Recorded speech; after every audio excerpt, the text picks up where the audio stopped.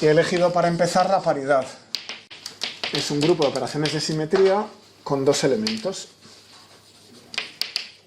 La paridad y la identidad. ¿De acuerdo? A ver, lo primero es que voy a utilizar, alguna vez igual se me escapa una P, pero como he utilizado P para el momento, aquí voy a utilizar pi mayúscula para la paridad, aunque sea paridad en griego, con pi. ¿De acuerdo? Así nos confundimos menos. Bien, esto lo que hace es agarrar la X y llevarla a menos X. Eso es como actúa sobre el espacio-tiempo. ¿De acuerdo? Bien, está claro que si la aplicamos dos veces, tenemos la identidad.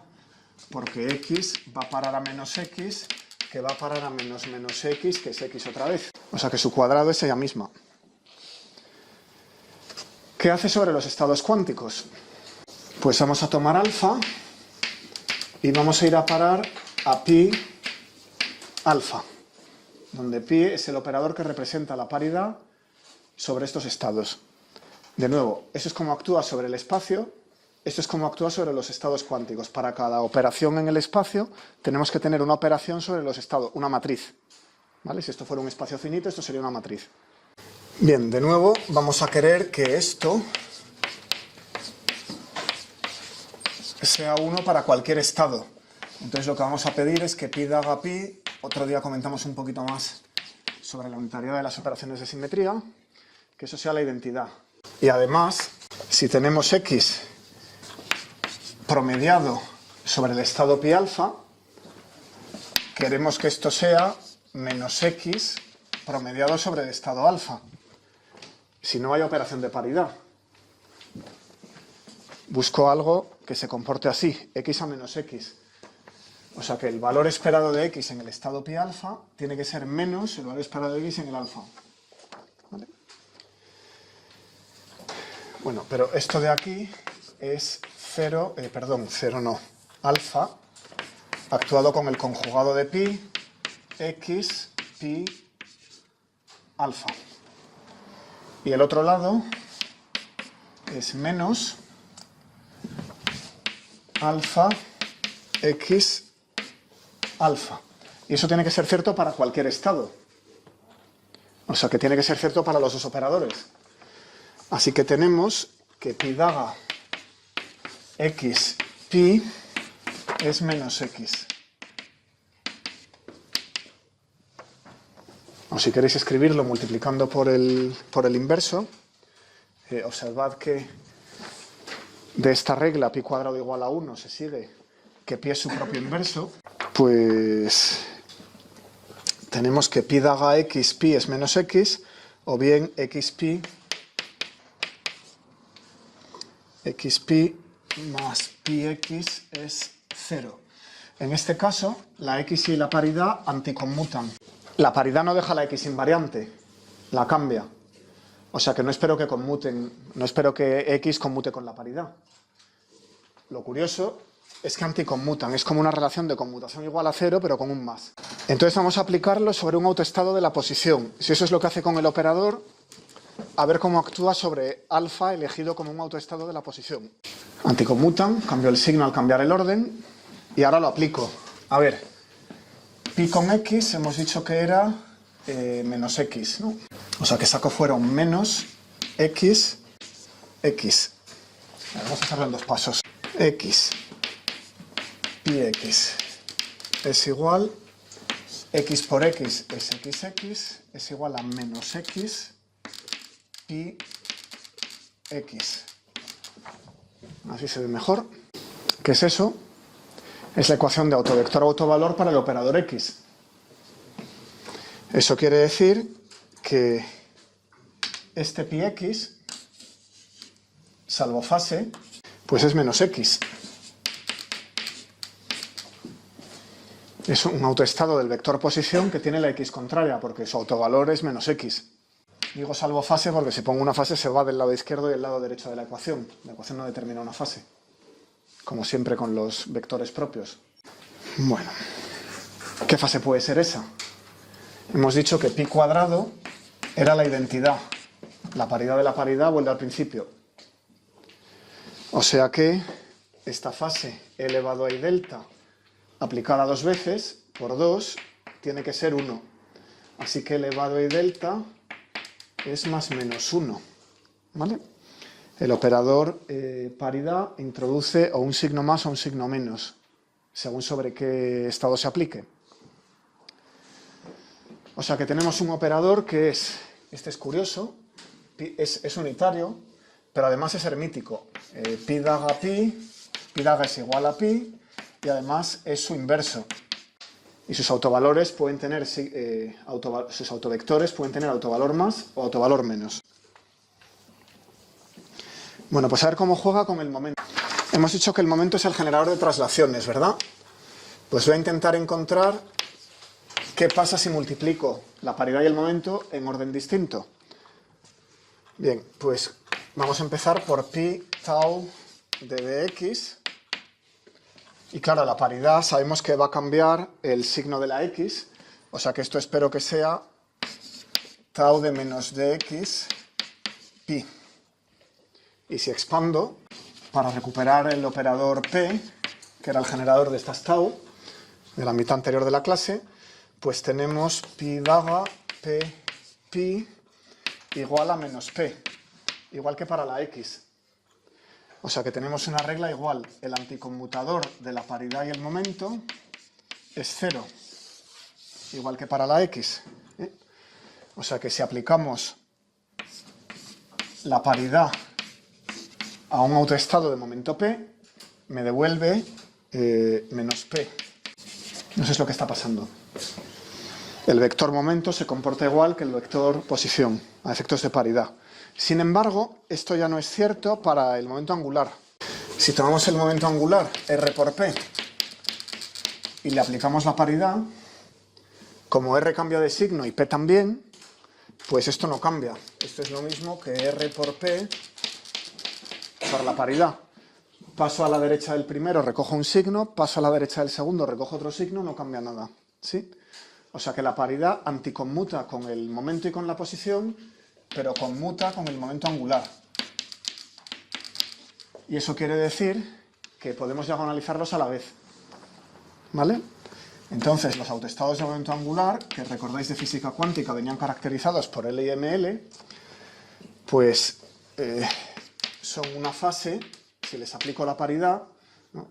Pues es una fase sobre el ML. Y la fase la vais a calcular para los armónicos esféricos en el ejercicio 27, que supongo aparecerá el lunes. La fase será menos 1 elevado a L, lo que es muy importante en física atómica. ¿Vale? Esto se acababa a las 3, ¿no? Tenemos un ratito. Bueno, esto va a ser un ejercicio, demostrar que con los armónicos esféricos, que sabéis que... A ver, ¿eso es un armónico esférico? No, eso es un vector en un espacio de Hilbert abstracto. ¿Qué es el armónico esférico? ILML de teta y phi, ¿cómo lo escribiríais en términos de este estado? El producto interno. El producto escalar x con LML, ¿verdad? Bueno, donde está x en realidad solo es la parte esférica de x sin el módulo. Teta phi. ¿De acuerdo? Entonces, en el ejercicio que vais a hacer, vais a tener que aplicar la paridad a los armónicos esféricos y reducir esto, que imagino que a lo mejor lo habéis hecho, pero bueno, es algo a repasar. Bien, más cosas. Luego volveré sobre esto. Hemos dicho que el hamiltoniano puede conmutar con la paridad, y en ese caso la paridad en algún sentido es conservada, ¿no? Teníamos así cantidades conservadas. Si esto ocurre, si el hamiltoniano conmuta con la paridad, entonces, ¿qué les pasa a los estados de energía bien definida, los autoestados del hamiltoniano? ¿Qué puedo decir de los autoestados de energía bien definida? Hay dos opciones. O bien son ya autoestados de la paridad, es decir, una vez que he diagonalizado la energía, también he diagonalizado el hamiltoniano. O bien vienen a pares. A ver esto. Por hipótesis, H E sub n es la energía por E sub n. Y ahora lo que voy a hacer es actuar la paridad. Venga, metemos la paridad sobre esto, cojo esta ecuación y la multiplico por la paridad, y entonces queda, bueno, pi con h es lo mismo que h con pi, según aquella ecuación, conmutan. ¿no? Entonces tenemos que H por pi n, lo que resulta de aplicar el hamiltoniano a la paridad por el autoestado del hamiltoniano, de la energía, es lo mismo que su n, que dice aquí. Dice que el estado obtenido al tomar el autoestado del hamiltoniano y aplicarle la paridad, que es este estado, también es autoestado del hamiltoniano de la misma energía. O sea que este estado, pi sobre su n, es degenerado, tiene la misma energía que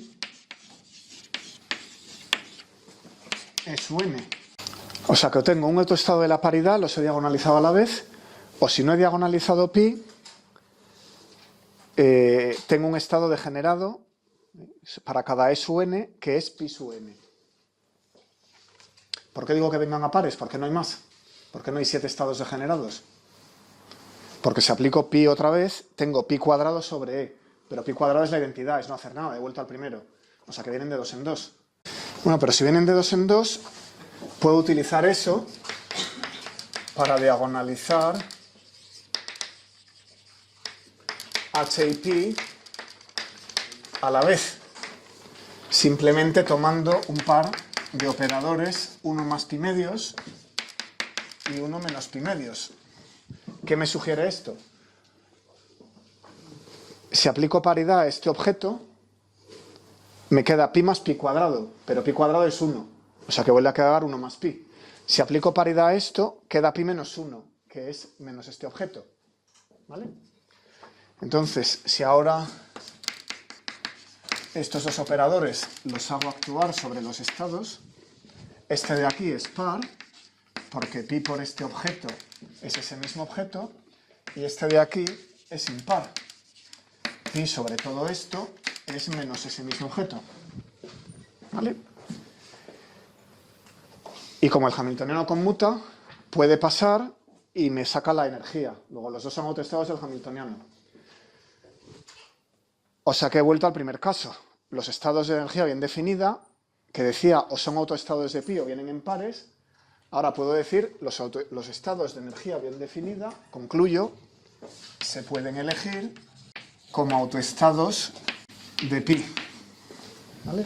Puedo realizar una descomposición espectral del hamiltoniano en términos de los autoestados de paridad más y menos. Pregunta. Pero si es una función par de estados pares, es lo mismo, ¿no?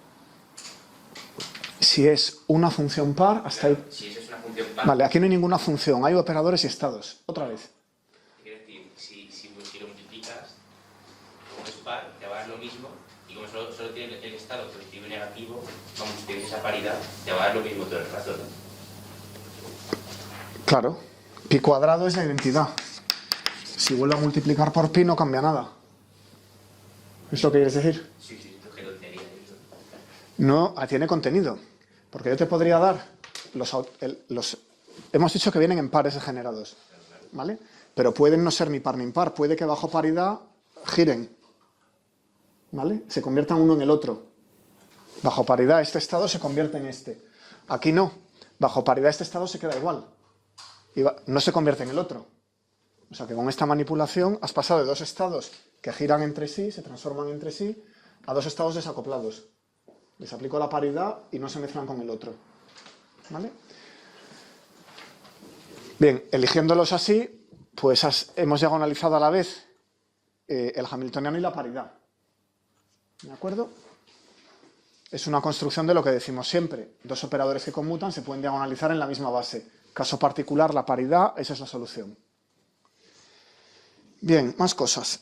Un ejemplo de esto, del átomo de hidrógeno. Yo entiendo mejor las cosas y sé responder una pregunta, así que no os cortéis, ¿eh?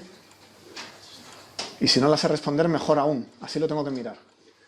Bien, en el átomo de hidrógeno, tomemos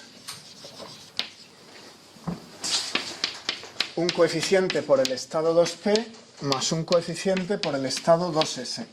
Un estado entrelazado puro que es mezcla del 2s, el estado la primera excitación radial del átomo de hidrógeno, no es el fundamental, es el de menor momento angular con nivel 2 y lo mismo pero con momento angular p. Imaginaos que decido tomar esto, ¿vale? Obviamente no es autoestado de la paridad. Es autoestado de H, sí. Eso es un autoestado de la energía, ¿no? Ambos estados están en el nivel 2. Sin embargo, como he dicho antes, la paridad es distinta. Este tiene L igual a 1 y este tiene L igual a 0. S, P. ¿Sí?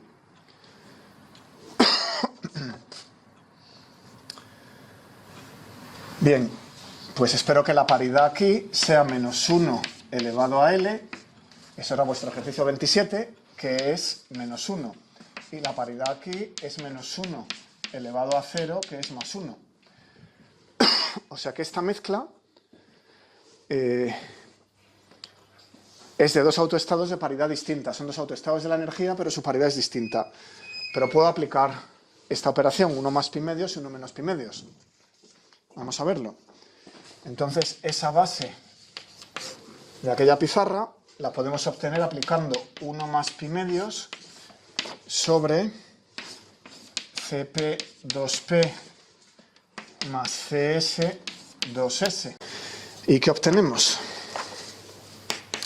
Eso es un medio de Cp2p más Cs2s, porque la identidad no cambia el vector, y luego más un medio de menos Cp2p, porque la paridad sí que cambia el vector, y en este caso no lo cambia porque el estado S tenía paridad positiva. O sea que lo único que cambia es este signo. Ahora los combino. Y claro, este de aquí cancela este de aquí y me queda el estado 2S. ¿Se ve? Es par. He tomado un estado que no era autoestado de la paridad, le he aplicado este operador y me da un estado par. Al revés, si aplico el operador con el signo menos, los que se cancelan son los S, quedan los P's y me queda el estado impar. ¿Sí? O sea que puedo diagonalizar a la vez el hamiltoniano del átomo de hidrógeno con la paridad, simplemente eligiendo la base en la que los estados van teniendo un momento angular distinto, no tomo superposiciones del mismo momento angular, cosa que por otra parte no debería hacer mucho, pero bueno, por razones que no vienen a cuento ahora. Depende de si metéis correcciones spin órbita, entonces sí. Bien. Pues aquí os dejo otro ejercicio, será el 28. Y vamos con la ley de conservación. A ver, si el hamiltoniano conmuta con la paridad, ¿qué podemos concluir? Esto ocurre para la fuerza nuclear fuerte. Esto ocurre para la gravedad. Y ocurre para el electromagnetismo. Sin embargo, para la fuerza nuclear débil, no. La fuerza nuclear débil tiene aquí un hamiltoniano que no conmuta con la paridad. Que tiene en términos de lo que conocéis, el hamiltoniano de la fuerza nuclear débil lleva aquí un sigma por P. Lleva una estructura sigma por P, S por P si queréis, metéis el H barra medios, una estructura S por P, y hemos dicho que el momento angular conmuta con la paridad, pero el momento no. Entonces, eso parece un escalar, pero en realidad es un pseudoescalar. ¿Vale? Entonces, el hamiltoniano incluye ese término, es invariante bajo rotaciones, es invariante bajo traslaciones, pero no conmuta con la paridad. ¿Vale? No es un escalar, es un pseudoescalar. Bien. Poniéndonos en los casos en los que el hamiltoniano sí que conmuta con pi, pues entonces tenemos la ley de conservación del valor esperado de la paridad de todas las veces. En este caso tenemos como siempre que la derivada respecto al tiempo de psi, pi, psi es 0, porque la paridad no depende explícitamente del tiempo. Bueno, pues esto tiene su importancia en las transiciones. Hay una regla que se llama de Laporte, regla de la selección de la paridad, y esto me requiere un salto que habéis visto en física cuántica 2, pero que yo no he demostrado todavía, pero lo veremos en el capítulo de perturbaciones dependientes del tiempo, así que por demostrar el ritmo de transición de un estado I a una familia de estados N, que es el ritmo de transición, esto es esta palabra ritmo, aquí quiere decir por unidad de tiempo y volumen, el número de transiciones por unidad de tiempo y volumen, ¿vale? Y vamos a saltar de un estado I donde hemos empezado a una familia de estados N. Entonces esto resulta ser 2pi partido por h barra, el elemento de matriz del potencial promediado, al cuadrado promediado, veces ρ de su n, que es cada cosa, hemos dicho, este v sub ni es el elemento de matriz de la perturbación. Estos estados I y los n son autoestados de un cierto hamiltoniano H0. Me estoy adelantando un poco, lo voy a contar en el siguiente capítulo, pero así cierro lo de la paridad y la dejo ya completada. Bien, aquí tenemos los autoestados de H0, aquí tengo el elemento de matriz de la perturbación y finalmente aquí tengo la densidad de estados a los que se puede desexcitar el átomo. Aquí, en la perturbación, entendemos que esto viene dado por el campo eléctrico. Entonces tomamos una onda eléctrica y expandimos multipolarmente. Así que esto va a ser elevado a I omega partido por C n por x, que viene a ser 1, que corresponde a un campo constante, más I omega partido por C n por x, y ese es el término dipolar, ¿verdad? La separación de cargas más y menos está ahí metida con vector x. ¿Y qué más conviene comentar aquí?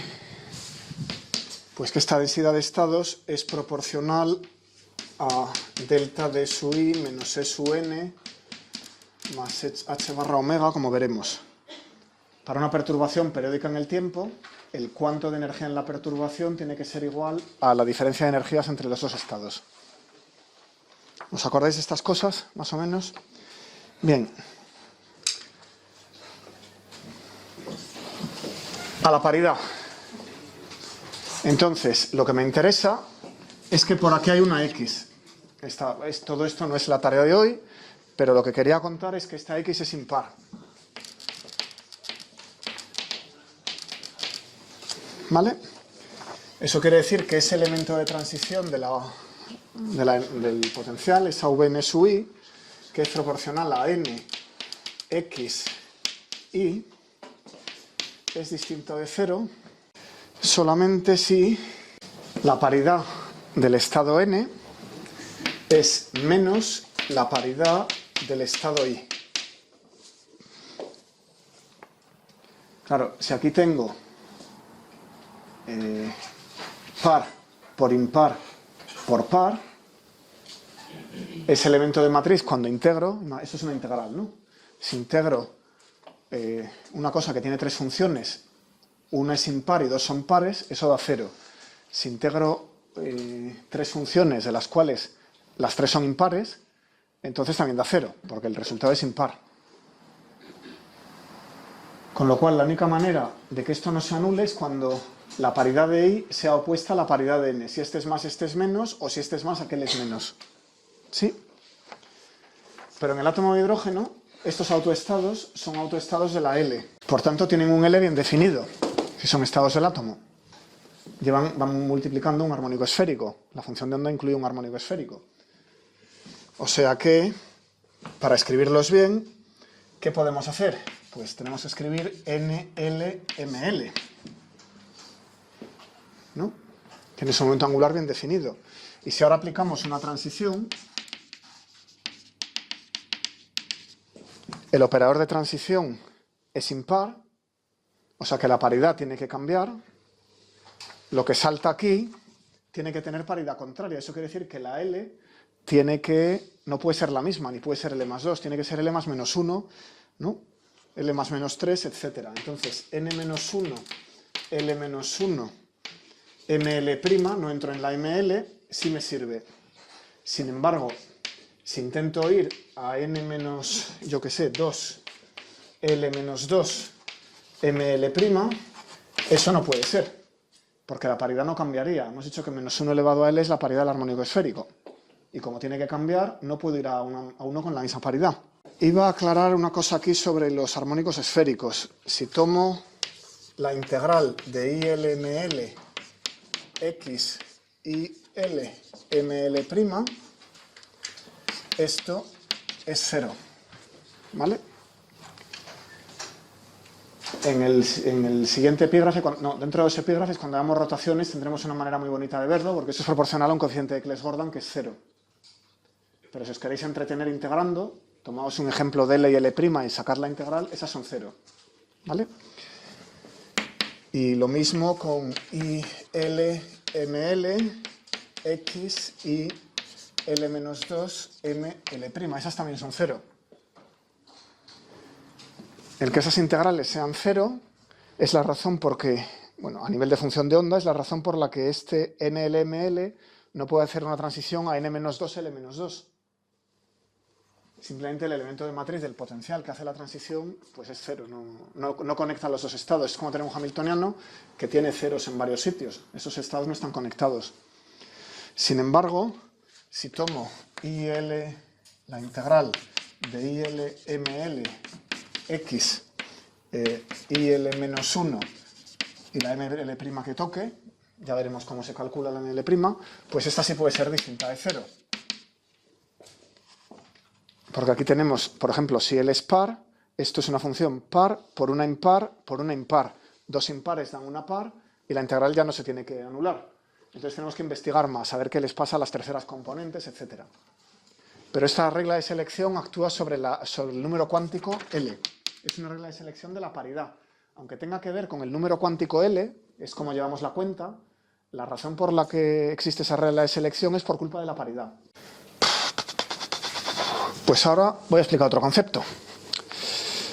Estas dos simetrías que hemos visto hoy, la simetría de traslaciones y la simetría de paridad, son simetrías del espacio inducidas o representadas en el espacio de Hilbert, ¿vale? Empezamos con el espacio R3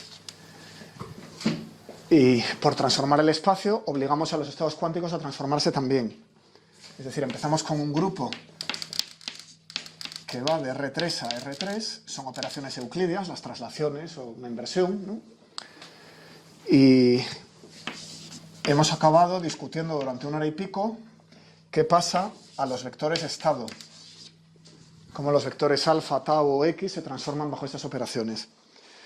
Bueno, pero nadie ha dicho que yo no puedo estudiar grupos aquí sin necesidad de que vengan de una simetría espacial. Es decir, de aquí puedo pasar aquí, pero hay simetrías a este nivel que pueden ser independientes de lo que pasa en R3. Y no tienen nada que ver con R3. Simplemente puedo abstraer esto y decir, no, pero ahora yo puedo mezclar los estados. Es decir, claro, si traslado o si reflejo, lo que sea, pues estoy induciendo transformaciones en la física cuántica. Pero puedo empezar directamente aquí y decir, pues vamos a ver qué simetrías hay aquí. Y ya está. Y no tiene nada que ver con R3. ¿Vale? Bueno, eso lo llamamos simetrías internas.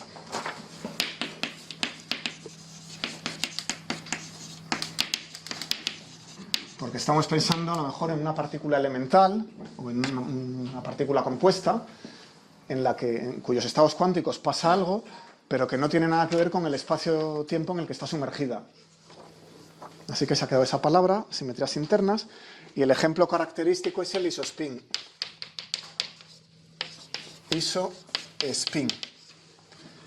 A ver, esto es igual que el spin, es lo que significa la palabra. Esto es un grupo de simetrías cuyas relaciones de conmutación y propiedades, ya las conocéis todas, son las mismas que las del spin. Pero no tiene nada que ver con el espacio ni con las rotaciones. Simplemente es la misma estructura de grupo, ¿vale? En física nuclear, que es donde lo introdujo Heisenberg, tenemos el hamiltoniano nuclear, que tiene la fuerza fuerte, más la fuerza débil, más la fuerza electromagnética. y la gravitatoria se desprecia a escala nuclear, las masas son demasiado pequeñas. Bueno, resulta que la masa del nucleón son 940 megaelectronvoltios por c cuadrado y la masa del protón son 938 megaelectronvoltios por c cuadrado. Son muy parecidas, o sea que hay alguna especie de simetría entre protón y neutrón. ¿Vale? Bueno, pues Heisenberg se preguntó si efectivamente podía introducir una simetría en la que el protón y el neutrón formaran un doblete como el spin, y sí, la cosa más o menos funciona. Hay núcleos isobáricos que tienen la misma masa y que tienen propiedades parecidas y masas parecidas, ¿no? Por ejemplo, el calcio 40 tiene 20 protones y 20 neutrones, pero el potasio 40 solo tiene 19 protones. Esto es el número de protones, si no lo habéis llegado aún en estructura de la materia, y esto es el total, Z más N, el número total de nucleones, ¿verdad? Ambos tienen 40 y tienen una masa muy parecida. Sin embargo, la Z es distinta. Este tiene un neutrón más y a cambio, al revés, tiene un protón más y a cambio tiene un neutrón menos. ¿Sí? Otra pareja es el carbono 14 con el nitrógeno 14. Este tiene 7 neutrones y 7 protones y este tiene 6 y 8. Bueno, pues resulta que es la simetría que rota estas dos cosas, es decir, construimos estados que mezclen P y N y matrices de Pauli que los combinen, igualito que con el spin. Es una simetría, vamos a llamar de isospin, que conmuta con el hamiltoniano de las interacciones fuertes. No conmuta ni con las débiles ni con las electromagnéticas. Entonces esto no es exactamente lo mismo, pero es una simetría aproximada, que va bastante bien en física nuclear. ¿Vale? Bien, el grupo SU2 es un grupo SU2 y podemos asignar un medio más un medio al protón y tenemos unas matrices de isospin que adivina qué son las de Pauli. La I sub X es un medio de 0, 1, 1, 0, I sub I es un medio de 0 menos I y 0, y su Z es un medio de 1, 0, 0, menos 1. Así que según este isospin, el neutrón es la componente menos, tiene IZ igual a menos 1, y el protón es la componente más, tiene IZ igual a más 1, más un medio. ¿Vale? Y las rotaciones de isospin que mezclan el protón y el neutrón, pues son, igualito que con las traslaciones de antes o con las rotaciones que habéis visto en el primer cuatrimestre, elevado a menos I n por I. ¿Vale? Exponencio los generadores, que son estas matrices de isospin, para obtener el elemento del grupo, la rotación de isospin. Bien, el miércoles lo que voy a abordar es la invariancia bajo inversiones temporales, la simetría bajo inversiones temporales.